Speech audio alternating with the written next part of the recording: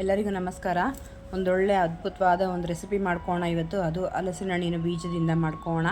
ತುಂಬಾ ಅದ್ಭುತವಾಗಿರುತ್ತೆ. Digestive system ಆಗಿರ್ಬೋದು, ಅಥವಾ ನಮಗೆ ಕೊಲೆಸ್ಟ್ರಾಲ್ ಆಗಿರ್ಬೋದು, ವೆಯ್ಟ್ ಲಾಸು, ಈ ಥರ ಹಲವಾರು ನಮ್ಮ ಕಾಯಿಲೆಗಳಿಗೆ ರಾಮಬಾಣದಂತೆ ಕೆಲಸ ಮಾಡುತ್ತೆ. ಹಲಸಿನ ಹಣ್ಣು ಕಾಲ ಮುಗಿಯೋದ್ರೊಳಗಡೆ ನಾವು ಈ ರೀತಿ ರಸಮ್ ಮಾಡ್ಕೊಂಡು ತಿಂದರೆ ದೇಹಕ್ಕೆ ತುಂಬಾ ಒಳ್ಳೆಯದು. ಫೈಬರ್ ಕಂಟೆಂಟ್ ಅನ್ನೋದು ಇದರಲ್ಲಿ ತುಂಬ ಹೇರಳವಾಗಿರುತ್ತೆ. ಸೊ ನಾವು ಇದನ್ನ ಬಳಸೋದ್ರಿಂದ ದೇಹಕ್ಕೆ ತುಂಬಾ ಒಳ್ಳೆಯದು. ಸೊ ಹಲಸಿನ ಹಣ್ಣು ಬೀಜದಲ್ಲಿ ಹಲವಾರು ರೆಸಿಪಿಗಳು ಮಾಡ್ತಾರೆ, ಸಾಂಬಾರು ಆ ಥರ ಎಲ್ಲ ಮಾಡ್ತಾರೆ. ನಾವು ಇವತ್ತು ರಸಮ್ ಮಾಡ್ಕೋಣ. ತುಂಬಾ ಅದ್ಭುತವಾಗಿರುತ್ತೆ. ಕೋಲ್ಡು, ನೆಗಡಿ ಈ ಥರ ಇದ್ರೂ ವಾಸಿ ಆಗುತ್ತೆ. ಮೆಂತ್ಯ ಅರ್ಧ ಸ್ಪೂನು, ಜೀರಿಗೆ 1 ಸ್ಪೂನು, ಮೆಣಸು 1 ಸ್ಪೂನು ಇಷ್ಟು ಹಾಕಿ ಚೆನ್ನಾಗಿ ಡ್ರೈ ರೋಸ್ಟ್ ಮಾಡ್ಕೊಳ್ಬೇಕು. ಎಣ್ಣೆ ಏನು ಹಾಕೋದು ಬೇಡ. ಚೆನ್ನಾಗಿ ರೋಸ್ಟ್ ಮಾಡಿಕೊಂಡು ಇದನ್ನ ಮಿಕ್ಸಿ ಮಾಡ್ಕೊಳ್ಬೇಕಾಗುತ್ತೆ. ಸೊ ಇದ್ರ ಜೊತೆಗೆ ನಾವು ಹಲಸಿನ ಹಣ್ಣು ಬೀಜನೂ ಸಹ ಒಂದು 4 ತೊಗೊಂಡಿದ್ದೀನಿ, 4ರಿಂದ 5. ಸೊ ಅದನ್ನು ಈ ಥರ ಜಜ್ಜಿ ಸಿಪ್ಪೆ ಸುಲ್ಕೊಂಡು ಇದನ್ನು ಸಹ ಸ್ವಲ್ಪ ಲೈಟಿಗೆ ರೋಸ್ಟ್ ಮಾಡ್ಕೊಳ್ಬೇಕಾಗುತ್ತೆ. ಹಸಿ ಹಾಕಿದ್ರೆ ಅಷ್ಟೊಂದು ಚೆನ್ನಾಗಿರಲ್ಲ. ಸೊ ಲೈಟ್ಗೆ ಈ ಥರ ರೋಸ್ಟ್ ಮಾಡ್ಕೊಳ್ಳಿ. ಸೊ ಇದನ್ನು ಸಹ ರುಬ್ಕೊಳ್ಬೇಕಾಗುತ್ತೆ. ನಾವು ತೆಂಗಿನಕಾಯಿ ಒಂದು 4ರಿಂದ 5 ಸ್ಪೂನ್ ಹಾಕೋಣ. ಮತ್ತು ಹಲಸಿನ ಹಣ್ಣು ಬೀಜನೂ ಸಹ ಹಾಕಿ ಒಂದು ಸ್ವಲ್ಪ ನೀರು ಹಾಕಿ ಫೈನ್ ಪೇಸ್ಟ್ ಮಾಡ್ಕೋಣ. ಸೊ ಫೈನ್ ಪೇಸ್ಟ್ ಮಾಡ್ಕೊಂಡು ತುಂಬಾ ಒಳ್ಳೆಯದು. ಸೊ ಪ್ಯಾನ್ಗೆ ಈಗ 4ರಿಂದ 5 ಸ್ಪೂನ್ ಎಣ್ಣೆ ಹಾಕೋಣ. ಸಾಸಿವೆ 1 ಸ್ಪೂನು, ಜೀರಿಗೆ ಒಂದು ಅರ್ಧ ಸ್ಪೂನಷ್ಟು. ಇದು ಚೆನ್ನಾಗಿ ಫ್ರೈ ಆಗಲಿ. ಈಗ ಹಿಂಗು ಹಾಕೋಣ. ರಸಮ್ ಅಂದರೆ ಮೇಯ್ನ್ ಹಿಂಗು ಹಾಕೋಣ. ಹಸಿಮೆಣ್ಸಿನ್ಕಾಯಿ ಒಂದು ಸ್ವಲ್ಪ ಕಲರ್ ಚೆನ್ನಾಗಿ ಬರಲಿ ಮತ್ತು ಟೇಸ್ಟ್ ಸ್ವಲ್ಪ ಚೆನ್ನಾಗಿರಲಿ ಅಂತ.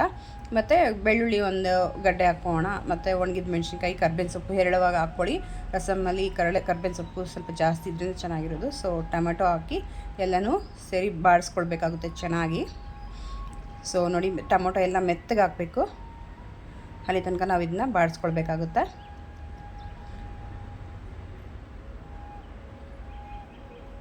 ಇನ್ನು ಯಾರೆಲ್ಲ ನನ್ನ ಪೇಜ್ನ ಫಾಲೋ ಮಾಡಿಲ್ಲ, ಸಬ್ಸ್ಕ್ರೈಬ್ ಮಾಡಿಲ್ಲ, ಪ್ಲೀಸ್ ಫಾಲೋ ಆ್ಯಂಡ್ ಸಬ್ಸ್ಕ್ರೈಬ್ ಮಾಡಿ.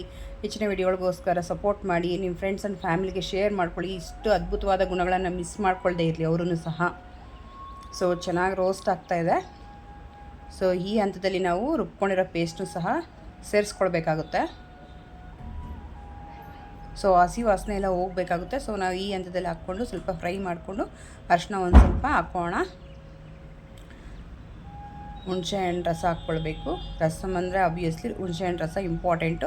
ಸೊ ಅದನ್ನು ಒಂದು ನಿಂಬೆಹಣ್ಣಿನ ಗಾತ್ರ ಕಿವುಚ್ಕೊಂಡು ಹಾಕ್ಕೊಂಡಿದ್ದೀನಿ. ಸೊ ನಮ್ಮ ಕನ್ಸಿಸ್ಟೆನ್ಸಿ ತಕ್ಕಂತೆ ನೀರು ನಾವು ಇದನ್ನ ಹಾಕ್ಕೊಳ್ಬೋದು. ಸೊ ಉಪ್ಪು ರುಚಿಗೆ ತಕ್ಕಷ್ಟು ಹಾಕೋಣ. ಸೊ ಚೆನ್ನಾಗಿ ಮಿಕ್ಸ್ ಮಾಡಿ ಒಂದು 2ರಿಂದ 3 ಕುದಿ ಬರಬೇಕು. ಆವಾಗ ರಸಮ್ ಅನ್ನೋದು ಪರ್ಫೆಕ್ಟಾಗಿ ಆಗುತ್ತೆ. ಸೊ ಫೈನಲಿ ಕೊತ್ತಂಬರಿ ಸೊಪ್ಪು ಹಾಕೋಣ. ಚೆನ್ನಾಗಿ ಕುದಿ ಬಂದರೆ ಚೆನ್ನಾಗಿರುತ್ತೆ ಇದು. ಸೊ ನೋಡಿ, ಚೆನ್ನಾಗಿ ಕುದಿ ಬರ್ತಾಯಿದೆ. ನೋಡಿದ್ರೆ ಮನೆಯೆಲ್ಲ ಘಮ ಘಮ ಅಂತ ಸುವಾಸನೆ ಹರಡ್ತಾ ಇದೆ. ಸೊ ಯಾವಾಗ ಟೇಸ್ಟ್ ಮಾಡೋಣ ಅನ್ನೋ ಕ್ಯೂರಿಯಾಸಿಟಿ ಜಾಸ್ತಿ ಆಗ್ತಾಯಿದೆ. ಸೊ ಅಷ್ಟು ಅದ್ಭುತವಾಗಿರುತ್ತೆ. ಒಂದೇ ದಿನದಲ್ಲೇ ಒಂದೇ ಟೈಮಲ್ಲೇ ಇಷ್ಟು ರಸಮು ಖಾಲಿ ಆಗಿಬಿಡುತ್ತೆ. ಅಷ್ಟು ಚೆನ್ನಾಗಿರುತ್ತೆ. ಇನ್ನೂ ಬೇಕು ಅಂತ ಹಾಕ್ಸ್ಕೊಂಡು ತಿಂತಾರೆ. ಸೊ ಮಿಸ್ ಮಾಡದೆ ಈ ರೆಸಿಪಿನ ಖಂಡಿತವಾಗ್ಲೂ ಮಾಡ್ಕೊತೀನಿ.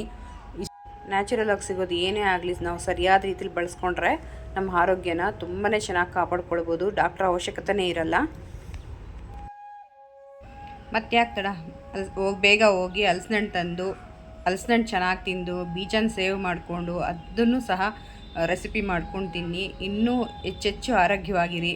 ಸೊ ವಿಡಿಯೋ ನೋಡಿ ಸಪೋರ್ಟ್ ಮಾಡ್ತಾ ಎಲ್ಲರಿಗೂ ನನ್ನ ಕಡೆಯಿಂದ ಧನ್ಯವಾದಗಳು ತಿಳಿಸ್ತಾ ಹೊಸ ರೆಸಿಪಿಯೊಂದಿಗೆ ಮತ್ತೆ ಸಿಗೋಣ. ಅಲ್ಲಿ ತನಕ ಟೇಕ್ ಕೇರ್. ಬಾಯ್. ನಿಮ್ಮ ದಿನ ಶುಭವಾಗಿರಲಿ.